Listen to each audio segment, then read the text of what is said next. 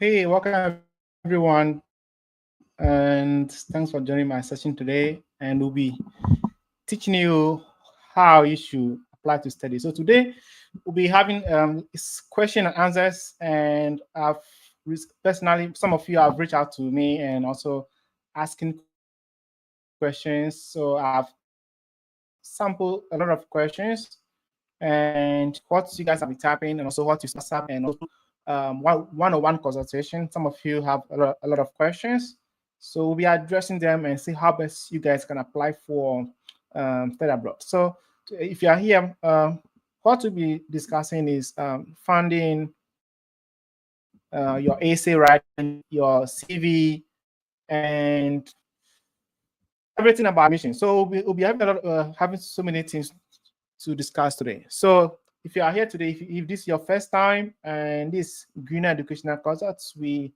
try our best to help students to apply to study in the US, Canada, and Europe countries. So if you're here today, if you have been here all the time, welcome back. And also your first time, I hope you follow and like our page and keep seeing good things that we share on this platform. So what we'll be discussing is your questions that you have, how you can be able to apply for funding, and how to write your CV and your essay. Study abroad is not magic. It's not something like it's meant for some group of students. It's for everybody. So you don't feel like it's for rich people and you are not included. So what you need is that you have to make sure you have your document set, everything of yours is accurate. You have a good document, you can be able to get scholarships. Getting scholarships is not like magic, or that is meant for some group of students. And it doesn't also matter whether you have or you've gotten your degree from a top school in your country. What they want to see is that you have good grades, you have your documents are accurate, you have a very comprehensive essay that can convince admission officers. That's what they are looking for. So whether you are from a poor home, you're from a rich home, studying in abroad has nothing to do with that.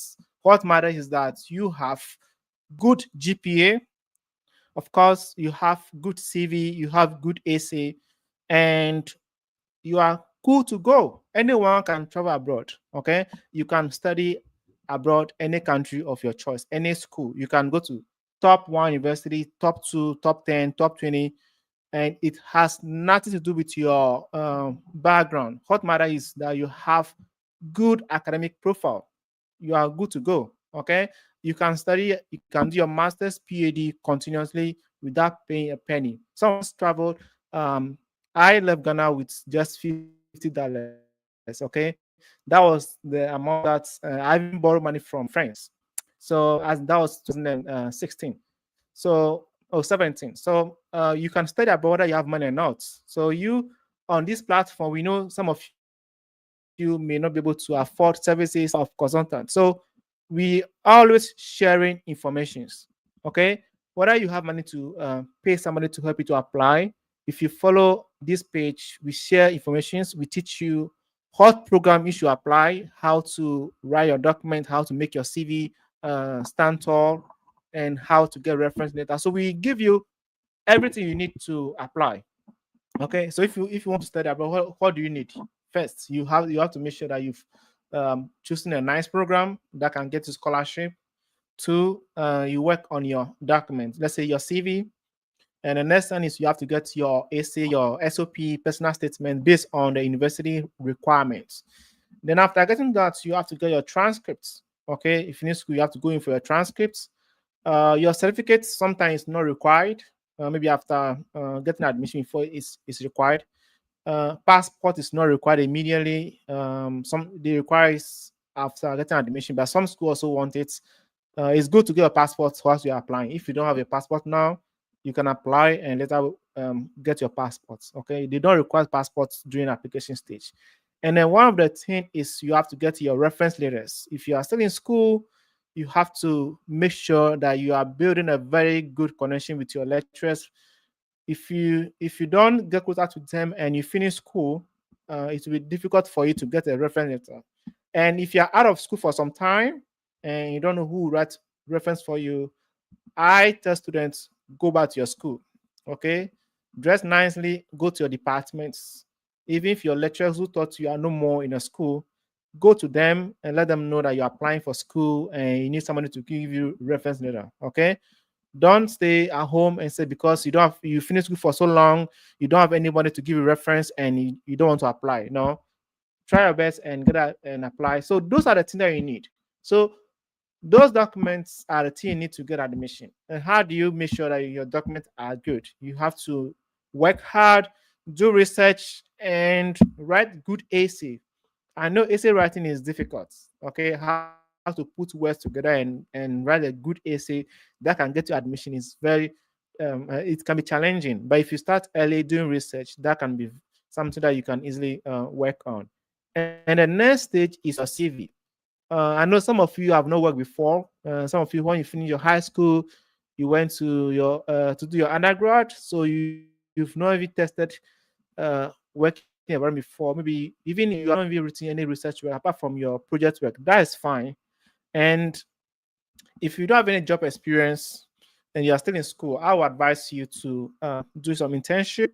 The internship have to be something that is related to your food. Even if it's not, that is fine. But if you can get internship to do that is aligned with your what you are studying, that'll be perfectly fine. Okay, so you have more information than our time. When we were moving, Facebook or social media wasn't so vibrant like this that people have to share schools, programs. We didn't have those. We have to go buy data and then doing research. But now, if you go on Facebook, there are so many people sharing information on study abroad, sharing so many things. So you guys have more information than we when we were traveling at that time. Facebook wasn't too active like now. So you have so much information that you can use and make sure you apply to study abroad. Okay, I mean, study abroad gives you a lot of benefits. You change your career, change your perspective of life and everything.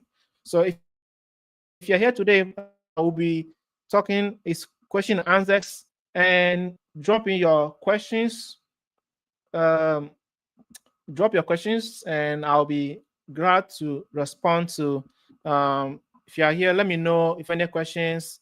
Drop your questions and I'll be glad to uh, answer you. If you have any challenging, not just SOP or CV, something else, evaluation, anything that you need, any kind of question you have, this is the only live session you have freely that you can have the chance to speak to somebody who can help you to do your applications. Um, some of us, we have been this work since 2018, about 7 good years now. We have experience in almost all countries. We apply to top Europe, North America, I mean, China and other places. So we have the experience to guide you to apply.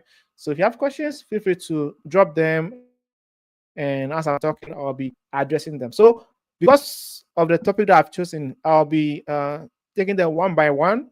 One of the things is your, let me speak of the SOP. A lot of people cannot write statement of purpose. People cannot write. It's not just about writing, but can your statement of purpose catch the attention of the admission officer? Hmm? So it's very challenging. I read because of my work. I read so many essays from students, and sometimes even me, who is not a professor yet, if I read an essay, it will be very difficult for me to even give admission. So the essays that you write, so if you're not getting admission, sometimes you know that it's your essay that is not good. Okay, so I see a lot of students have good GPAs, and but they cannot write good essay. You see, when we're in high school, you write that kind of essays. Is different from this application one. So your essay have to be the cohesion. It should be connecting. It should connect things. So sometimes when I read the essays, sometimes the student will be going down, come back all together. So there's no you read the essay and then you don't see the connection. So your essays are not getting. I've seen so many essays. I review essay for Chinese students. I review essay for Ghanaians, Nigerians, and even some black American. I've seen essays most times you could see that even sometimes white person write essay is not good. The fact that they speak English, that doesn't mean that they can write good essay. Okay, so your essay writing is something that you have to invest a lot into. If you cannot write good essay, you will not get admission. And if you use AI, the schools are able to track it down. So if you some of you have applied last year and use AI, you could see that you didn't get admission. That's one of the things. They won't tell you that you use AI, but they'll just deny it straight. It's like they have more students, and then if you are using AI, they just drop you. So you'll be tempted to use AI, but I will tell you that uh, you use 1 month, use 3 weeks to sit and write good essay. Okay, sometimes the essay they ask for 1,000 words, 1,500 words, and so if you start early, you should be able to know what to write. So today I'll be giving you some areas that you can focus on and write. Okay, so I'll share some few things with you how you can be able to draft a very good essay. Okay.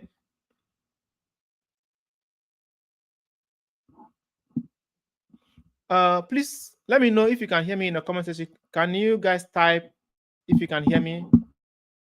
Let me be sure, because last time I was speaking and a lot of students they can't hear me. Let me know if you guys can hear me, so that I'm not talking alone.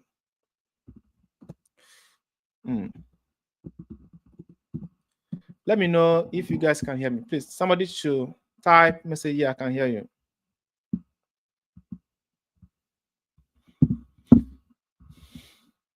Okay. Let me share some information. Please, if you're on this platform, we give free information. Share our posts, share this video so that other people can also see what we are doing and they can also learn something new. If you are learning something for the first time, I'll be glad if you also take a moment to share our post. Okay, that can able to help us to grow. Okay. Of course, we are not content creators. We are here to share information to people to learn something, how to make the application stand tall. Okay. So the essay writing, your introduction. You see, because the admission officers are going to review essay for so many students. So if you write essay and they cannot, okay, great. Thank you so much. Thank you. Yeah. So your essay writing. So when students send their essay to me, I don't read or I just look at the first 3 lines. The moment the first 3 lines doesn't catch attention, I just know no, the rest of the essay is not good. Even though you may have good informations, okay, but if the intro is not strong, you have already made a person to lose interest in your essay. See, you pay application fee. So for me, it took me, I used more than 1 month to write my essay. It's not because I could not write, but I was doing it step by step. I'll write, I'll put it down, come back, write, critique myself, make criticism. So if you cannot if you cannot criticize yourself, your essay cannot be good. So you have to speak against yourself. Okay, what am I writing? You have to do research. It takes time. Okay, so I got admission to almost all the school I applied to. It's not because if you want to know my GPA, I went to UDS, so my GPA I took to school was 4.21 on 5. So if you convert that to GPA, it's around 3.7 something. Okay, so of course I know the GPA was okay, but I took more than a month to write my essay. Okay, so your essay you have to invest a lot into it. So when we edit CV for essay for students, we make sure that we address your intro. So your introduction should be something that catch attention. Don't say I'm interested in applying to your program, or I'm interested in I like science. No, those are not catch. Sometimes you can start with a story, depend on your program. Okay, if you are in political science or maybe media something, you can create a story. Okay, if I say a story, I'm not saying you should go and tell me a story about your grandmother and this. It should be something that have to link with your academics. If you don't have a story, that is fine. But how you start the intro is something that you have to pay attention to. So we'll be breaking down small. So we have the introduction side, which is very key, and we have the body. So the body is what have to connect with your intro is where you will now tell them why you are choosing this program, and you connect that to the professor that you're going to work with. Okay, then your main research area all have to be there, and everything has to be connecting. So the connection is what most of you are lacking. Okay, and sometimes the student uses the same essay for all applications. So if the student apply to Georgia State University, the same program, the student will just change the school name or something. They use the same essay throughout. No, we don't do that. Every school have different objectives. Different programs have different objectives. So you have to study the school objectives and use that in making your application. So you don't use the same essay throughout all the schools. Sometimes you might even mention the name of a professor in your essay and forget to change it and use the same thing to apply to another school. Most of you have done that, and you got rejected. So you don't use the same essay throughout your application. You have to create a folder that's if school A, this folder is for school A, another folder school B. That way, your CV too. You have to change it. You have to change your CV. Your CV, there should be an improvement. The first school CV, another school you're applying, you have to improve on it. You have to improve on it to make your CV stand tall. So for our students, what we do is that when we apply, we are not in haste to get to submit application immediately. We make sure that we review your essay, review it, edit your CV. Your CV has to be beautiful. I mean, if I say beautiful, the alignment, the font size, all those things count. Okay, so those are minor things, but if you don't do it, it will affect you. Okay, I mean, do not give admission because your CV is beautiful. No, but make sure that your grammar, your alignments, the font size, everything is good. Okay, last time I edited a CV for my classmates. I mean, he loved it. So you have to make sure that you are addressing those things. Now, if you're a PhD student writing statement of purpose, it is your avenue to tell them why you are choosing this program. Your body, where this program, your research area, the professor's research area, your goals, where you want to be. You can give a timeline. In the next 5 years, I want to be this. In the next 10 years, I want to be this. You have to give all those things. Sometimes the school prompts may not mention a lot, but you know that that's the only chance you have. So it's like work up. Okay, so do everything you can to write good essay to. It's like work up. Okay, so for example, if you are an economist, okay, you are writing personal statements or statement of purpose. I know the two are not the same all the time. Sometimes they are different. It depends on the school. Okay, so statement of purpose, if you are an economy student, you have to show knowledge in your field. So if you are writing economy student, you are writing statement of purpose, you have to demonstrate that I know how to use R. I can to do my data preparation. I know how to do modeling. I can do difference in difference. I can do and I mean you not just doing, but how you are going to analyze your data. You have to mention that in your SOP. See, what I'm telling you, I'm giving you a very free advice. So to appreciate him, please share this video because you are learning a lot. Okay, you have to demonstrate knowledge in your field. In your essay, the school may not mention that, but you see this as World Cup. It's like you are in quarterfinal or semi-final. Like you have to get this admission at all costs. You are competing with students from all over the world. The moment you decide to study in the US, Canada, know that you are competing with US citizens, your own country people who have left Ghana and school in the US. You are going to compete with them for admission. The fact that somebody is studying in the US already, that it doesn't mean the persons will just get admission straight. No, you can come from Harvard and apply to another school who is below Harvard. You may not get admission. So it's not about whether you are already in the US or not. It has to do with your application documents. Okay, so if we are still on the body side. So you have to demonstrate knowledge in your field. You don't just mention something without backing it with evidence.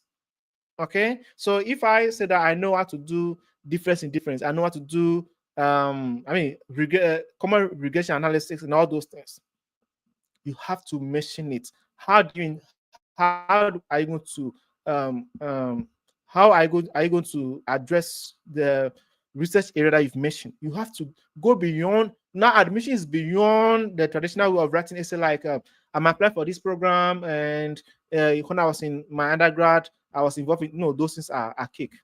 Hmm? Your essay have to be very evidence based.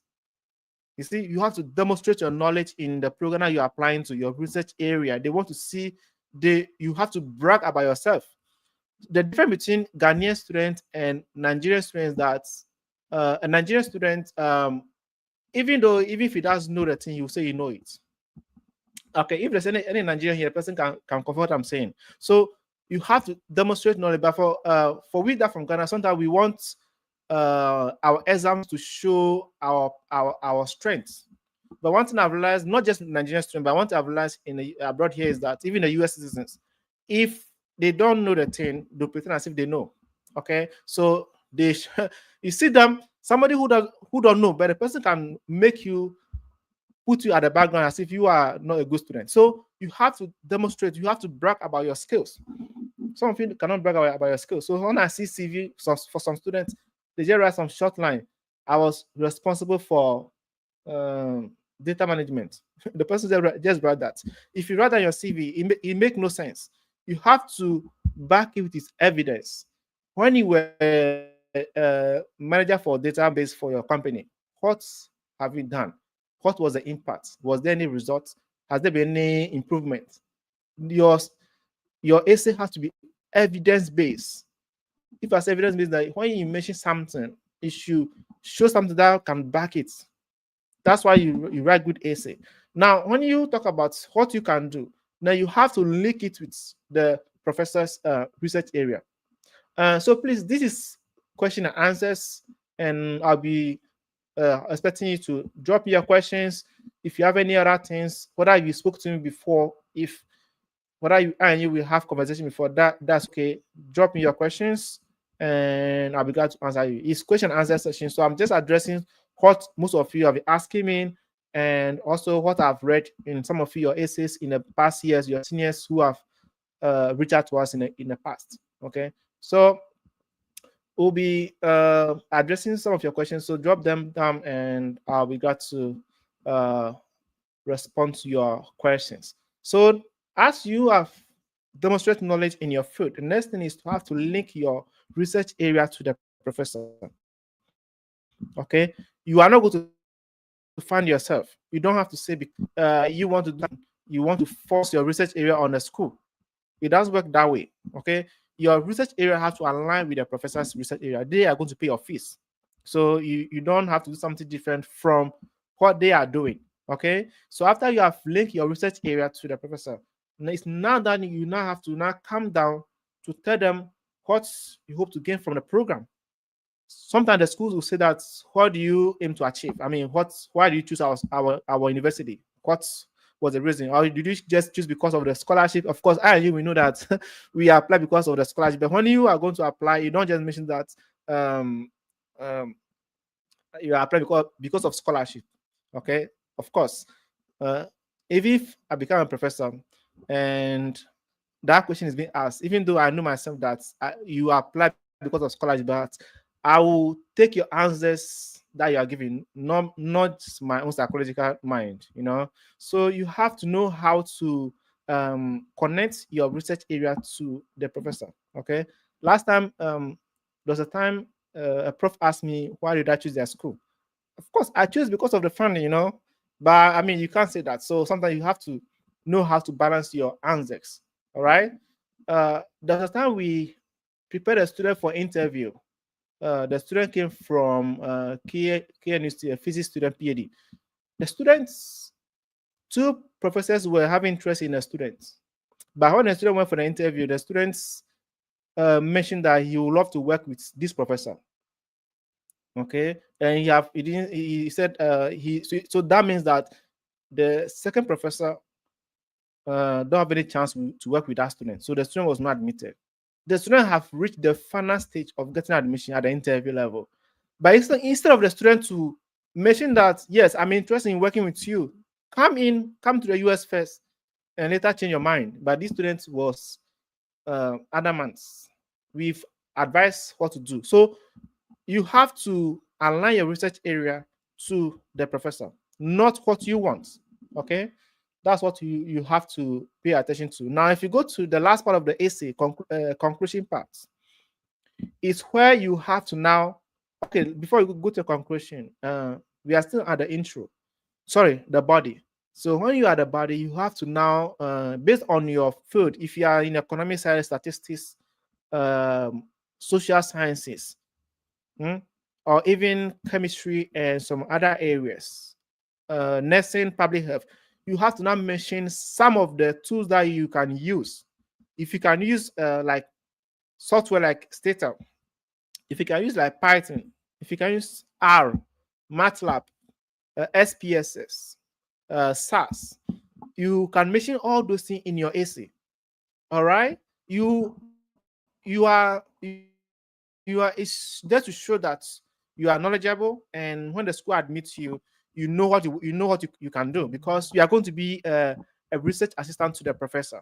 Okay, so that will give them a very good impression about you. Okay, so those are things you have to do. And then if you go to the conclusion side is somewhat like to summarize who you are, to re-echo your ability, and also why you're choosing this program. Okay, so that's why you have to now mention that. Before the conclusion, I forgot to add one thing. You have to mention at least 2 or 3 professors in your essay that you do select people that you are going to work with. Don't be tempted to just go copy uh, the professor's research area and just list. I've seen some students who, so let's say the professor have written some keywords of his research field. I've seen some students just go and they just pick those words and put inside the essay. No, you don't do that. You don't just go and copy the professor's research field just verbatim and just insert into your essay. Okay, that's one mistake that you're making. All right, so if you come to the conclusion side, is to for you to re-echo what you can do, why you choose this program, and also what the school is going to benefit from you. All right, those are the things that you have to do. Okay, someone said we can't hear you. Hmm. But everyone said they can hear me. Mahama, can you hear me still? Because you said you can hear me. Can you guys hear me? Someone say you can't hear me, so let me know if it's across board.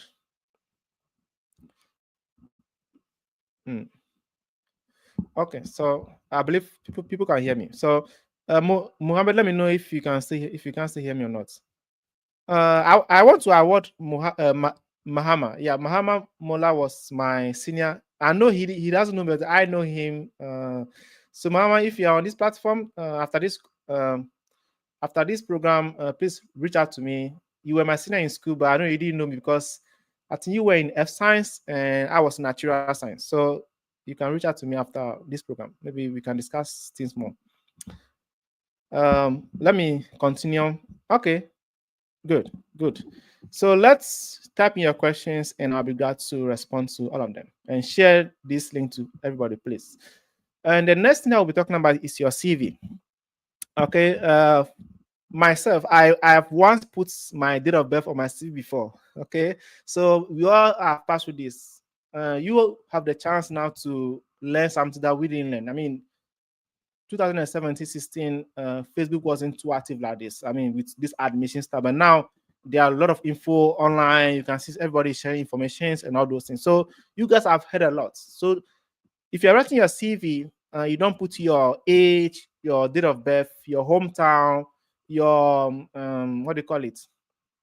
Your religion, like Christians, Muslim, and all those things on your CV. You know what I mean? You don't put those there. Even your address, I mean, you can put, but it's not it's fine. You can just put Accra, Ghana. I think that's okay. You don't no opinion. Just make sure you have your telephone number, your email, and your full name underlined nicely, very nicely, and then you are good to go. So you put your name, your email, your phone number, and if you're from Tamale, Ghana, you're from Kumasi, Ghana. If you're from Lagos, Nigeria, just that is okay. I mean, if you don't put that, then no one cares, because this international CV. It's not like you are applying for a job in the same country, So you can just do that. Now you calm down. This is how I do my CV. So because academic, so we have job CV and we also have academic CV. So the two are different. You don't have to use your job CV for school application. Okay. So your university, I don't just put my okay, I put, so we have left and right of my CV. So when I'm writing my CV, my university name, then at the right hand side of your sheets, then I shift, go to the edge of my CV, and I'll go and put my country. So my university is, let's say, is in Tamale. Then I'll write Tamale, Ghana, at the edge of the right hand side of the CV. Okay, so it's like you're doing right align. Okay, then when you come to the program, where let's say I did chemistry, so Bachelor of Chemistry, and I'll put that. Okay, then I'll go and put at the end of it the data I completed. Okay, I have to put, don't just go and put 2016 as your completion dates. You have to put like 2014 to 2018, also right align. It made the CV very beautiful. Okay, so when you come down, if you have done West evaluation, sometimes I see a lot of students also putting their West. First, you can put your West GPA there and also put your red GPA. I did that as well. Okay, but people don't know what, some people may not know immediately West. So you have to know which school you're applying to, whether the school requests for West or not, so before you put your West evaluation grade there. Okay, then when you come down now, if you have done some project work in your undergrad, now you have to list your project work under your CV and also talk about some key results in your result in your project work, because you may not have the chance to upload your essay if the school doesn't ask for it, but your CV should carry some 2 or 3 key results of your project work. So that's what you have to do. Okay, if you're from undergrad, they know you don't have any publication, so you have to use your project work as your publication. When I was in my undergrad, I mean, things were difficult at that time. So in the first month of our project work, I said, no, I won't do PhD. I won't do PhD. Someone was saying that, hey, you don't know tomorrow. But now I'm not in that field now. So you may choose some easy topic and write on, but later on you can regret. Okay, so if you are still in school, make sure you choose topic that you want to do for your PhD in future. Okay, some areas, don't go and do some local project work. I saw a nursing student from one of the school did some project work that does not relate to nursing, and I was wondering why the professor approved the topic. So if you are still in school, choose topic that align with what you want to do in future or with your program. Okay, that just by the way. Okay, so when you are done with your academics, your GP, everything, now you now come to, don't bring your professional work yet. We are still in school. Okay, now come and talk about, if you have done some research work, come and speak about your research work in your CV as well. Okay, when you are done, now come to your research interest, because this is academic CV, it's not job CV. Okay, come to your research interest. They should see that quickly. They shouldn't just go sit down at the end of your CV. Okay, your research area should come. Then after your research area has come, you've listed them. It could be in horizontal line, or you want to do it in a vertical form by numbering it in a bullet point. That's fine. Maybe 3 or 4 research areas is okay, or 5. Cool.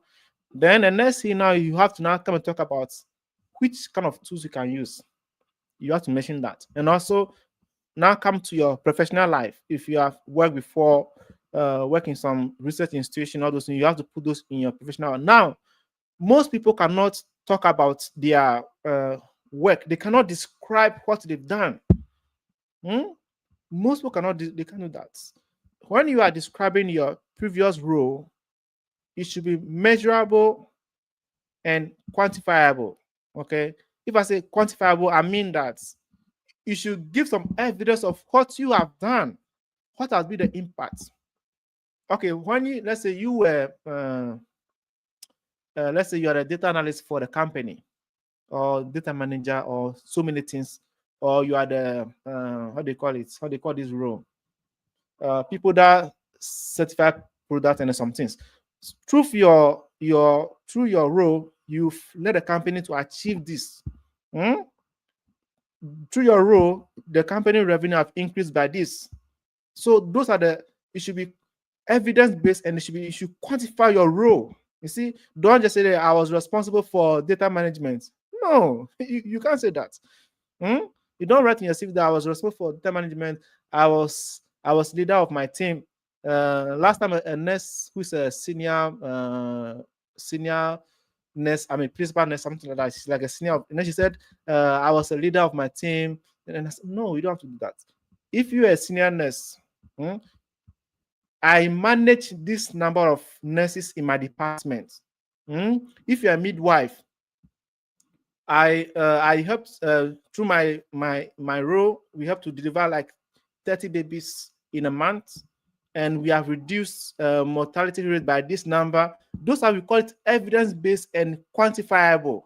You see, I'm sure you are learning a lot from this. So if you're a nurse, your role, you should mention what you've done. Okay, if there has been some reduction in mortality in your facility, I was, when I finished my national service, no, when I finished my undergrad, I did my national service at the hospital, so I know most of these stats.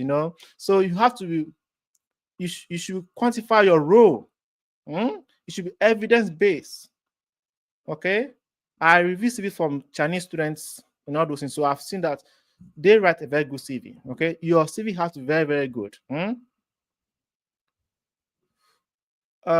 So yeah, so let me see. Let me answer it before I move, before I forget. So what of if you can't use any tools to mention in your CV? Um, yeah, I mean, wisdom. Yeah, I think I will answer this with you. So definitely, I'm sure even if you can use Excel, mention it in your CV. Okay, but you can. I already want to say some things live, but I think we'll talk more. Okay, but if you can't use any of the CV, I'll tell you to take some online courses. Good. I like this question you asked me. One of the things you have to do is to take some online course. Okay, go to Coursera, go to Udemy, and go to UDS. Okay, and UDS like this. We have Coursera. Let me type in the comment section. Udemy. Okay, even YouTube. Okay, YouTube is also another platform. You can go and learn some tools there and put that in your CV. If you do that, it's evidence based. Okay, so you can go and learn these courses online and put that in your CV. Even if you just started, you can put on your CV that is ongoing. If you cannot pay for Coursera, reach out to me. I will teach you how to use to learn on Coursera without paying. Okay, I've taught some last year. I've taught some group of students. They went and learned this course. A lady from Nigeria who had below 2.7, and I made her to go and take some 3 courses on Coursera. I got 2.5 or something like that. And she got admission to do data science. So and she's from Christian. She did a program like religious study or something like that, but she wants to do data science. So I made her to go and take some online courses, and I will help her with her CV and essay, and she got admission. So that's one key thing. Okay. So if you don't have it, you can go and learn it, and you can talk to me later on. We can discuss it more. All right. Yeah, great. So let me move to the next side. Now, one of the things the US schools also look at is, have you volunteered before? Volunteerism is something that they respect a lot. So in the US, most of the high school students, they volunteer a lot. Sometimes there was a high school student who sent me an email that, hey, I can do data analysis. I said, high students can do the data analysis. And he said he would like to work with me if I'm doing some research work, because I'm a PhD student. So he feel like he can work with me to analyze my data sets and all those things. Do you know why that student is doing that? Somebody from high school who wants to go to do undergrad, because In the US, high school undergrad admission is very competitive than even than graduate school. Okay, it's very competitive because most of them want to go to top schools. So the student reach out to me so that he can work on my data set or assist me with research work, so that I can connect him to my professor, so that he can work with both of us. That's a high school, about 3 people. So he's doing that because he wants to have some volunteer something to put on his CV. That is the idea. So if you are still in school, volunteer. If you are still in school now, your team, you can form a team, go and teach BC students, go and teach high school students. Even those who, if you are in a math department, some people cannot do mathematics, go and teach people. Put that on your CV as volunteerism. That is one of the, it helps a lot. If you are still in school, take some position. Don't be like someone who finished school and just for only grade and then go away. No, don't do that. When I was in school, I wasn't popular, but in my second year, I contested for a position and I won. I became the president of my department. And that hurts me a lot. That has, before I could not speak in public, high school, I was a library prefect, but I mean, it was academic staff. So at the undergrad, I took position. My first day to speak in public was to campaign, so I have to campaign classroom, and it has helped me to, I may not be a good public speaker, but it has take away shyness and something out of me. So go and take some positions and put that on your CV. That shows leadership skills. If you are if you're a leader in your school, go and volunteer. Go and you and your team go and do something outside. Go and teach some children. Go and donate. Do something. Blood donation. All those things are all good. Okay. They want to see some volunteer. You know what, you can volunteer because it's part of the US schools like that a lot. Okay. So go and volunteer and do something. That shows that you can help humanity, not just for your grade alone. All right. Now the next thing is, some of you also put in your CV hobbies, and no, don't put that on your CV. Don't put hobbies in your CV. Nobody care about that. You can put that if you want to put a hobby, then make it. If you want to put it, then make it like sports. Don't say like traveling. No, people don't really care about that. So you can put like if you want to put it, then make it like you can play football. You can athletics, something like that. But don't go and be like watching TV and those things on your CV. Nobody really care about that. Understand what I mean? All right, so that's how you have to put your CV. So I mentioned you go and learn this course. If you don't know how to code and do some things, you don't go and read about these things and learn it. UDS, Coursera, and Udemy.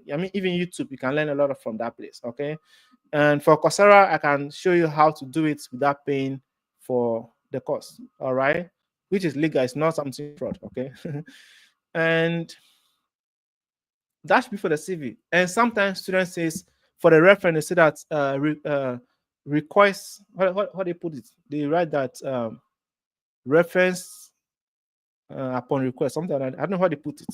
Please don't go and put under the CV that they should request the reference, reference upon request or something like that. No, please. If you don't want to list your reference, just be blank. Just leave it blank, okay? But it's good to list. If you are applying for academic position like students and those, you can list your reference in your CV. At least 2 or 3 people lecturers. Even those that are giving you reference letters, you can list them under your CV as well. It gives credibility. But because the CV is 2-page, if you think the space is not enough, then you can leave it. Okay, you can leave it. But it's good to put your reference also in your CV as well. That's also make your CV look great. Okay, so we've discussed a lot. If you follow my instructions, and I've been this way for 7 good years now, I've learned a lot, and I've seen CV essay from students from all over, not just Ghana and Nigeria. I've done essay for Asian, Bangladesh, China, and so I've seen a lot. I've seen so many essays. So I'm advising you how you should do your CV, how you should do your essay to get admission. Okay. If you follow my page, and you listen to what I'll be telling you in this page, you don't need any other places to go and get admission. Everything I share here is good for your consumption. And I said, if you cannot afford our service, follow other I share here. You can do it. Okay. Some students just need some guidance and they can do their own application. Some need somebody to help them to get admission. That is fine.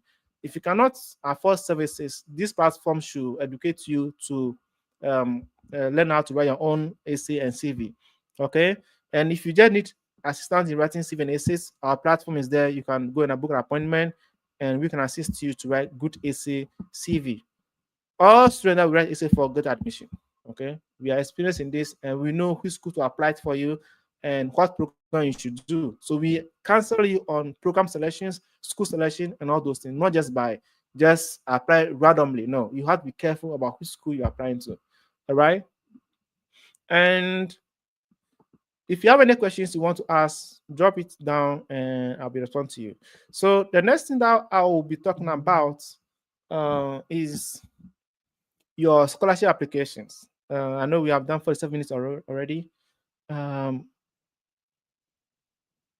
Okay, so let me just mention some few things that you need to put in your essay.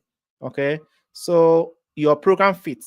You have to put down in your essay your future goals that makes it will make sense to put your future goal inside, and make sure you check your grammar. That is very important. Okay, speaking and writing are two different things altogether. Some of us can speak, some of us cannot write. Some of them can write, they can't speak. So you have to know yourself and know how to put in your essay. Now let's go to the scholarship application. Okay, let me share my screen and share some few things with you. Before I go on, we have this session coming on is mentorship program that we are going to do.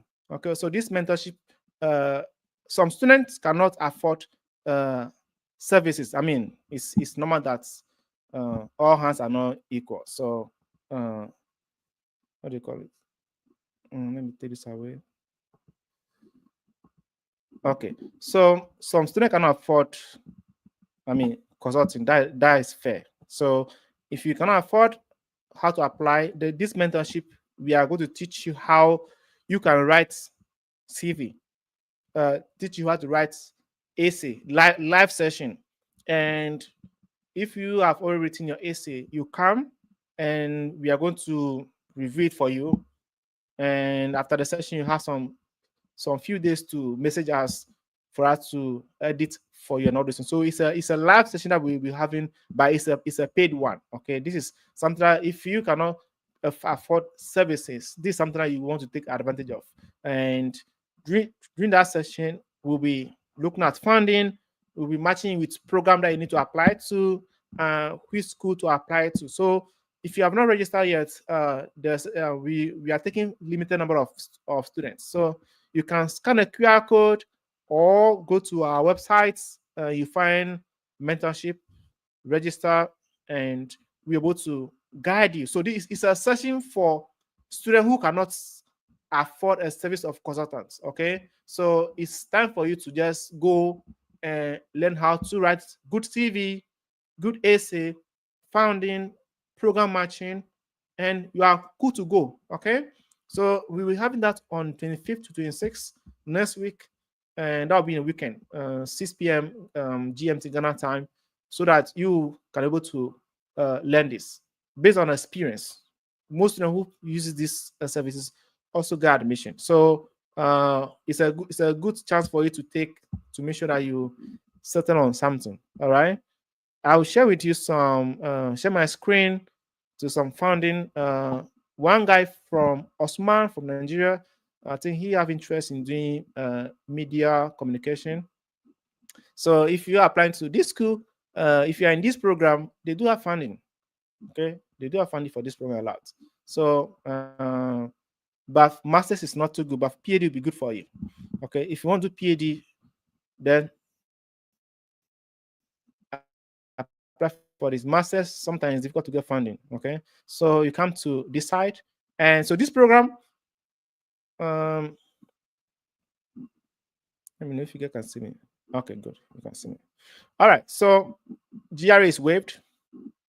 Okay, they say taking GRA and submitting a GRA score is part of the application, is optional.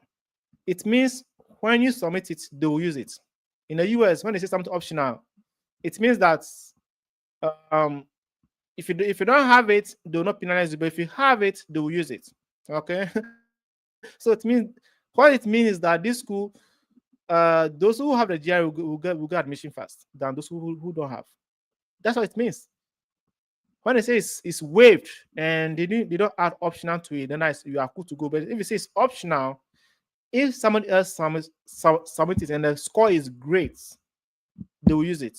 But if your score is not good, don't submit it, because if you do that, you are exposing yourself. Okay. If your GRA score is not good, don't use it. Okay. They are not giving you admission because you've written GRA.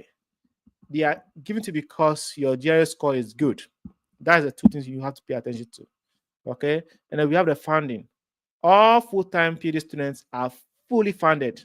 It means that your tuition is covered, your living allowance is covered, something around $2,000 to $3,000 a month. That's good enough. It's more than bank manager in Ghana. Okay. I think it's even equal to MPs. If only there's no corruption, student can earn more than MPs in Ghana. Okay. So tuition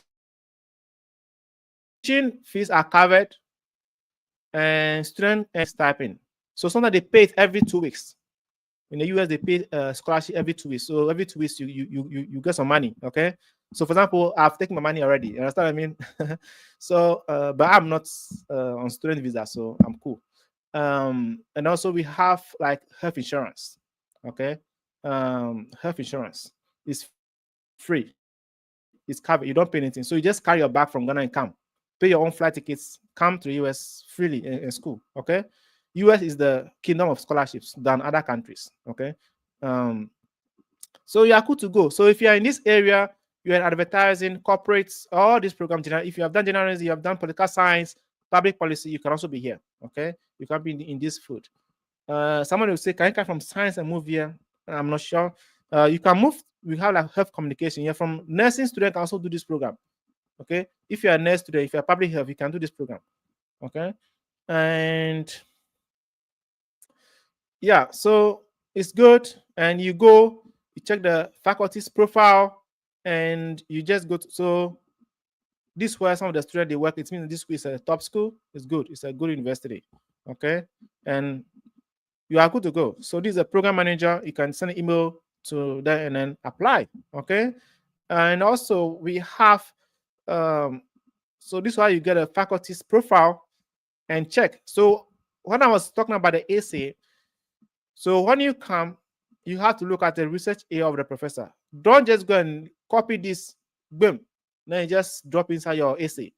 We don't do that. Okay. You have to summarize. You have to paraphrase everything that you're going to put in there. Understand what I mean? So this is how you get their profile and keep going. All right. If you're learning something new, give a thumb, share this video. I mean, share this to someone. This is the only thing you can do to appreciate what we share to you. Share our video to your friends. Share this link. Let other people also discover us and watch. All right.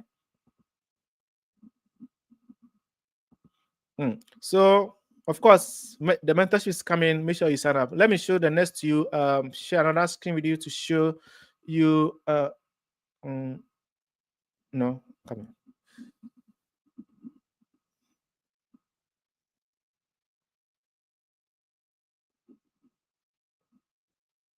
Okay. Let me share this screen with you to see another university. All right. So if you are seeing this school, this is Ohio University. This is a popular school, and I visited this area before. Okay. So this is a full scholarship. If you're in communication studies, so Osman, if you're on this, if you're listening to me, Osman from Nigeria, you can apply for this program.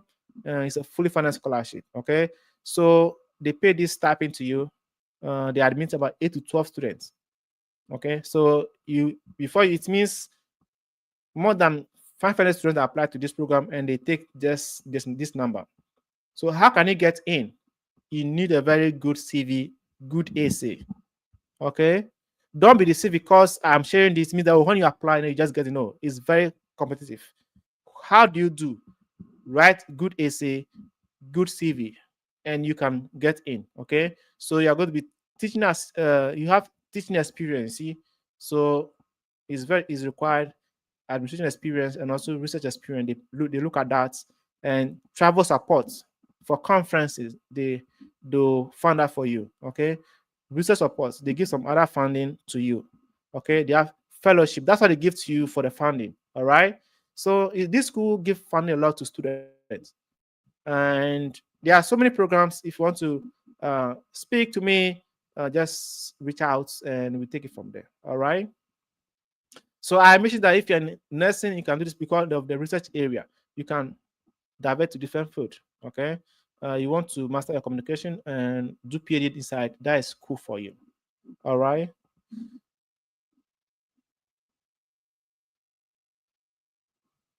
Um, yeah. So let me know if you have some questions and you want to ask me. Feel free to drop them, and I will be glad to respond to any of your questions. And there's a lady from Nigeria I wanted to.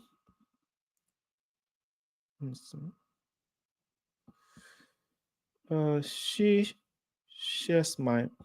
She follow no. I'm coming. Hmm.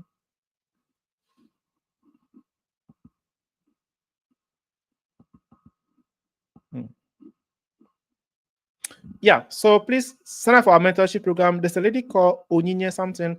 If she's on this platform, please reach out to me. You are one of the ladies that follow our page a lot, and I'm glad to speak to you. And also, if you're my follower and then you're having some difficulties in our services, maybe your pocket is not heavy, feel free to send us a message. We are glad to support you.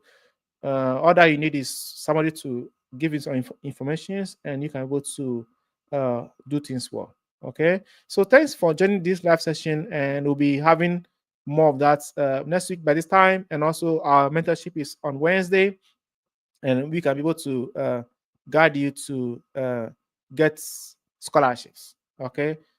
Yeah.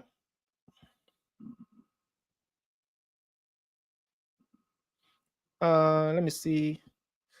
So, what if your resume is 3 pages? 2 pages is enough. Okay. 2 pages, 3 pages is not too good.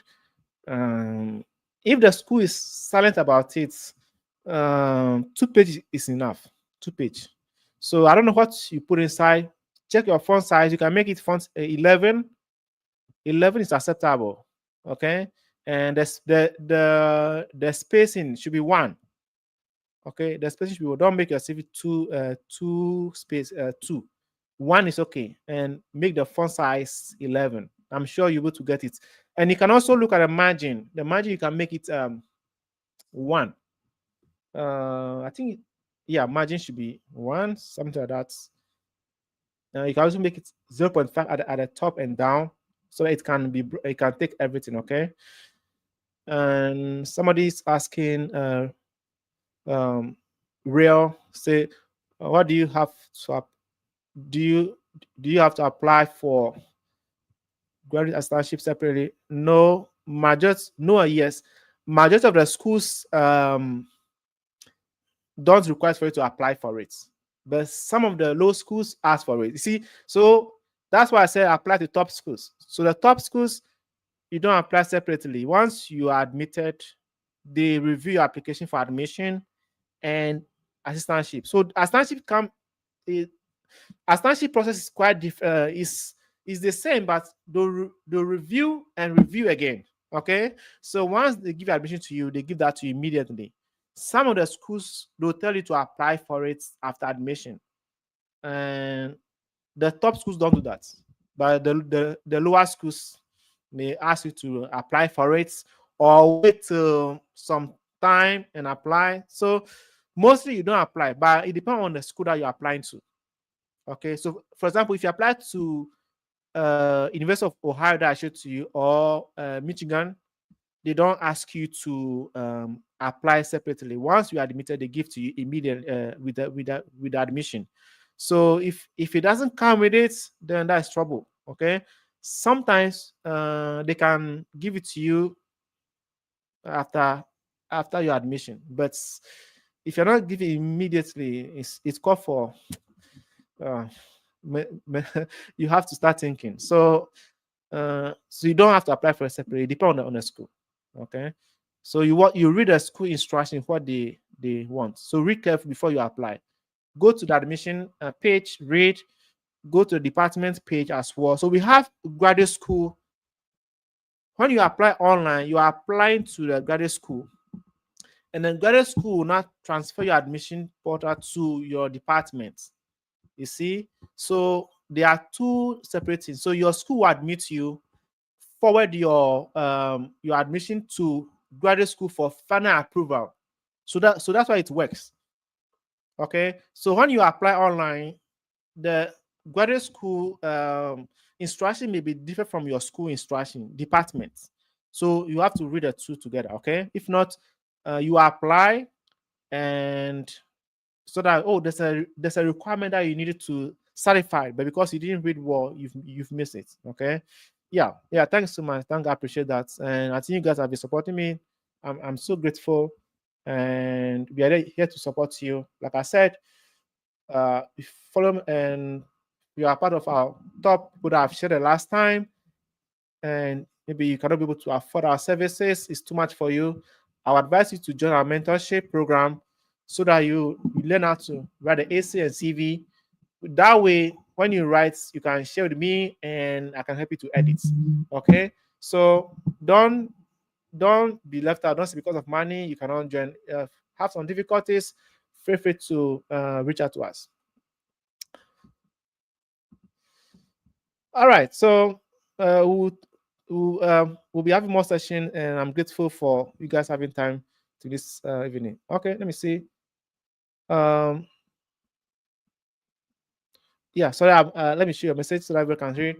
My GPA was 2.76, but worst evaluation and it's changes to 3.25. Good. That's a worst evaluation. What worst evaluation is good for Ghana and Nigerian students because of our system. We use British system. So when you do worst evaluation, it increases your GPA. So that is good. So yeah, so it means you need to apply to schools that requires for worst evaluation. Okay. If you apply to a school that doesn't need worst evaluation, then your GPA is still 2.76. So if you want to make use of your worst evaluation, then apply to schools that ask for worst. Okay. So that's why you should do it. Yeah. Go ahead and ask your question. And Samsung say difficulty in applying for our services. For your services. Okay. I have email. Okay. So reach out to me. We'll talk about that. Okay. Okay. I'm glad you found our just helpful. That's what we are here for. And then I'm so grateful. And thank you, Apia. Thank you so much. I think I've read everybody's questions. And Muhammad, sorry, reach out to me. You were my senior in school, and like I said, I know you, but you didn't know me. So reach out to me. Let's have a conversation, okay? And thank you, Nashville. I'm grateful. Yeah. Someone said, "Can I show?" Someone said, "Was okay." Wisdom said, "Can you show a sample?" No, of course, I can't be able to show my CV sample online. And I mean, you reached out to us the last time. So if you're going to use our services, it means that we'll be working on your CV for you. Okay. If you still want to use our service, it means that I can able to do that for you. But I can't show my CV online. Yeah. So, but those who have the mentorship, I can show that because that will be on Zoom. It's not on Facebook. So, and yeah, thank you guys for coming. Thank you. I appreciate all of you, and hope to have more session, share this session to everybody. All right. If you have final question, feel free to ask me. Or I think I've answered everything, right? Okay.